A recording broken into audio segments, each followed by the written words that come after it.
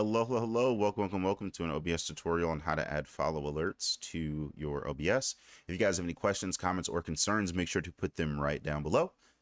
And let's get right into it. So first thing you want to go ahead and do is head over to your Twitch or whatever it is that you want to get a follow alert from. Go ahead and head over into the settings of that, or well, if it was Twitch, it'd be creator dashboard. And then from there, you just want to go ahead and head over into your alerts. If I can find them, there they are. And then as you see, I got a couple of alert boxes. I can go ahead and edit alerts. This is going to be the different kind of alerts that you can add. For this one's going to be the new follow, right? If I want to add this alert box to my OBS, all I'm going to have to do is edit it the way that I want.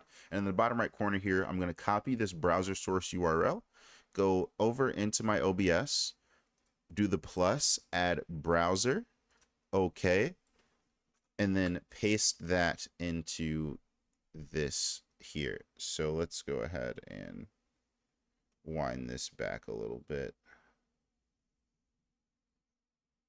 And then, okay, yeah. So that actually, I think that's the right one. Okay. And then we can send a test alert to see if it worked.